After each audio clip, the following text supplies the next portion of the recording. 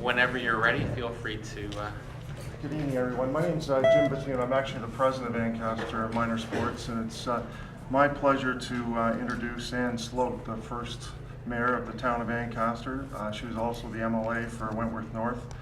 Certainly a school board trustee for Wentworth County Board, served as the board chair actually, a member of our Hamilton Regional Council, and she served as the finance chair for an unprecedented 12 years.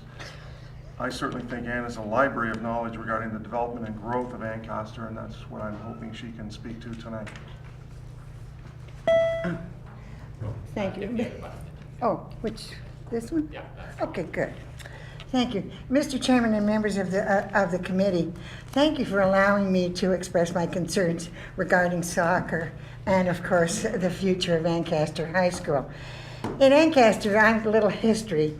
For the past 50 years or more, we've maintained a very consistent philosophy, a cooperative partnership, if you will, between the municipality and the school board. In the 50s, there was no high school in Ancaster, and all the Ancaster kids had to truck down at their own expense to Westdale. But finally, the county council, the Wentworth County Council, appointed a group of Ancaster worthies to form a high school board. Their first act was to purchase 45 acres of land on the Jerseyville Road.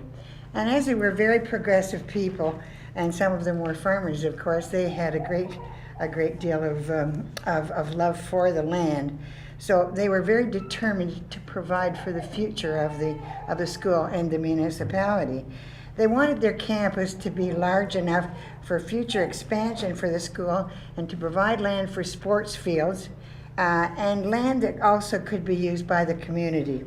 And throughout the years that followed, this philosophy has grown and flourished. And I want to give you a couple of examples.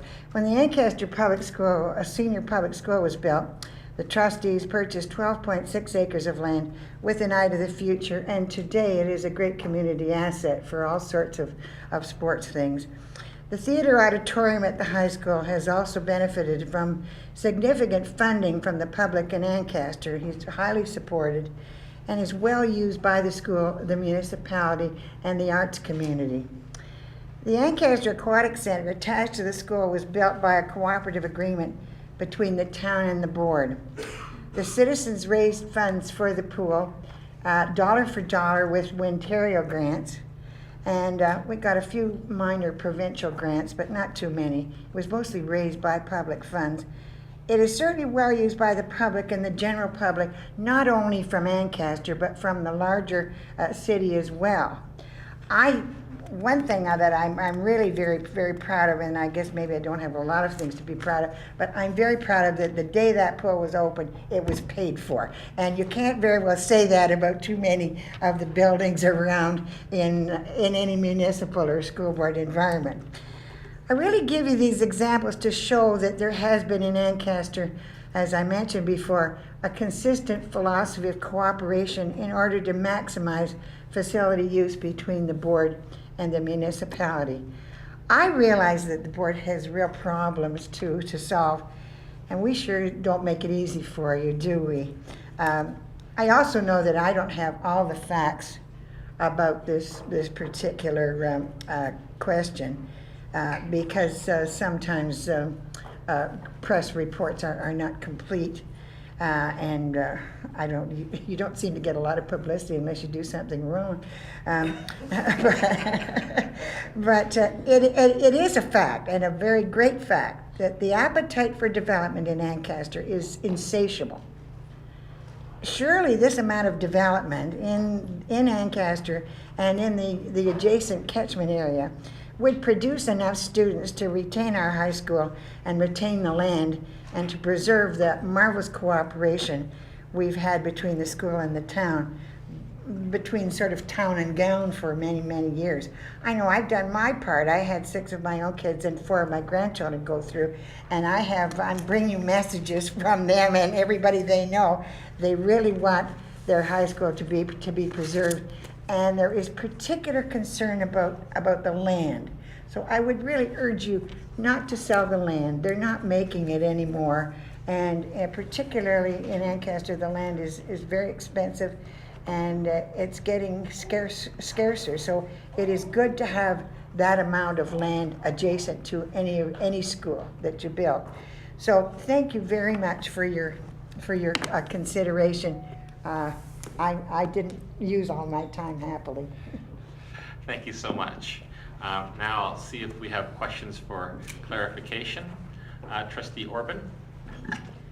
I was interested in your resume with regard to an Ancaster group of people getting together to buy those 40 acres of land.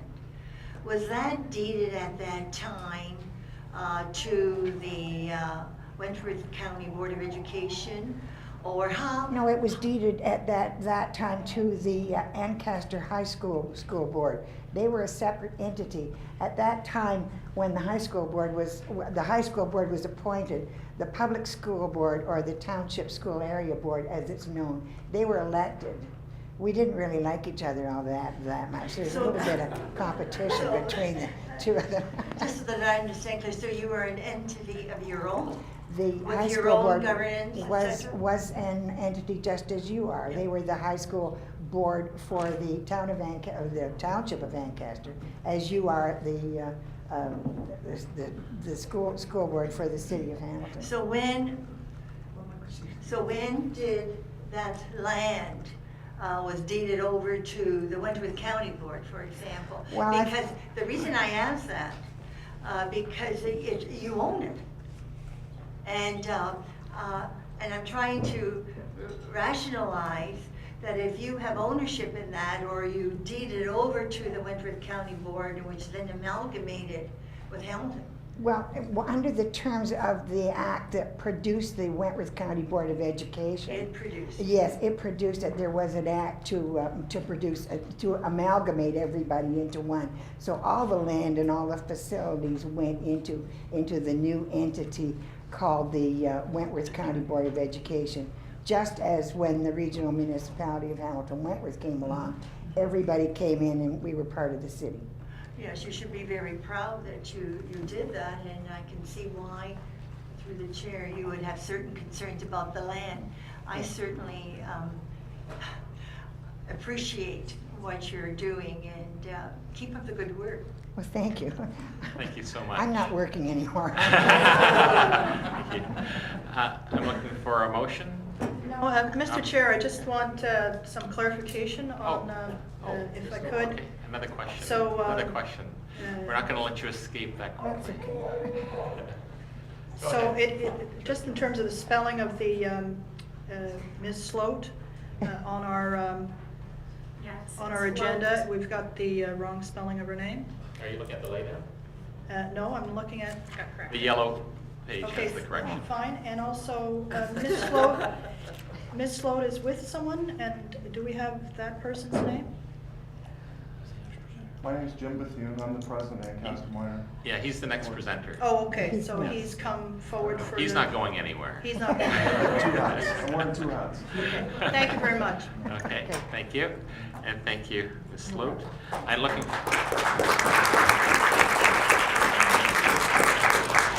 for a motion.